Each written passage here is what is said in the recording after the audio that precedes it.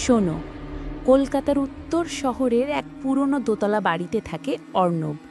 Photographer ছেলেটা, কিন্তু নেশা আছে পুরনো জিনিস জোগাড় করার। একদিন কলেজ স্ট্রিটের এক পুরনো দোকানে ঢুকে তার চোখে পড়ে একটা অদ্ভুত ঘড়ি, ভারী পিতলের তৈরি, কাঁটাগুলো উল্টো দিকে ভরে। অর্ণব অবাক হয়ে দোকানদারকে জিজ্ঞেস করল, ঘড়িটার দাম কত?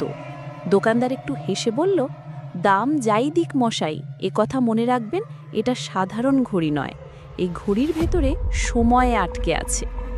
অর্ণব তখন ব্যাপারটা ঠাট্টা ভেবেছিল, দাম দিয়ে কিনে বাড়ি নিয়ে এলো।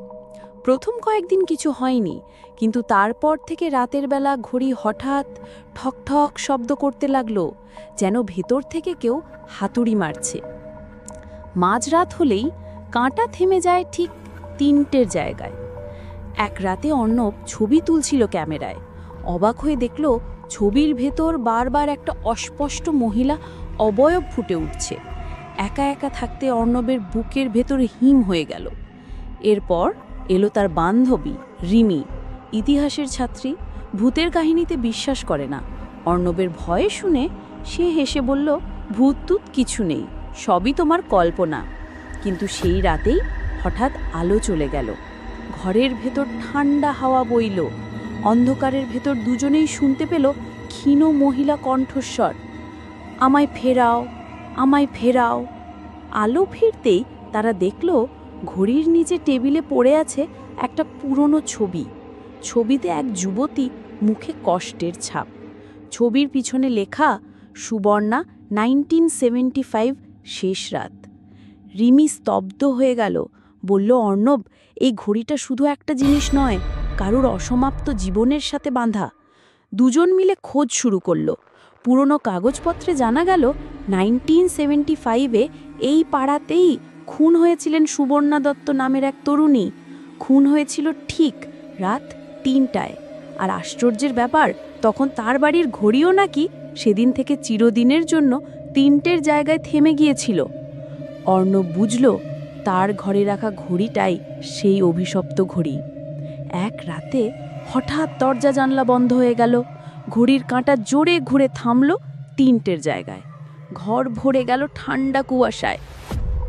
কুয়াশার ভেতর থেকে ধীরে ধীরে ভেসে উঠল এক নারীর অবয়ব, সাদা শাড়ি, চোখে শূন্য দৃষ্টি, কণ্ঠস্বর কাঁপছে, আমায় ফেরাও, আমায় ফেরাও।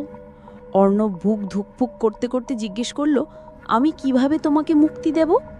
ছায়াটা ফিসফিস করে বলল, আমার মৃত্যুর সত্যিটা প্রকাশ করো, আমাকে ন্যায় দাও। রিমি আর অর্ণব প্রমাণ খুঁজতে বেরোলো।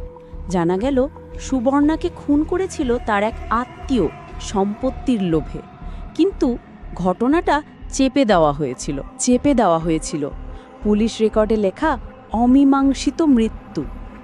অর্ণব বুঝল তার ঘরে রাখা ঘড়িটাই সেই অভিশপ্ত ঘড়ি।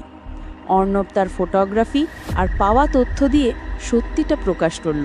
পত্রিকায় খবর বেরোলো, সুবর্ণার নাম আবার আলোচনায় এলো। সেই রাতেই আশ্চর্য ঘটনা ঘটল। ঠিক 3টে বাজতে ঘড়ির কাঁটা হঠাৎ থেমে না থেকে সামনে ঘুরতে শুরু করলো, যেমন সব ঘড়ি ঘোরে। ঘর ভরে গেল আলোয়, যেন কেউ হাসি মুছে বিদায় জানাচ্ছে।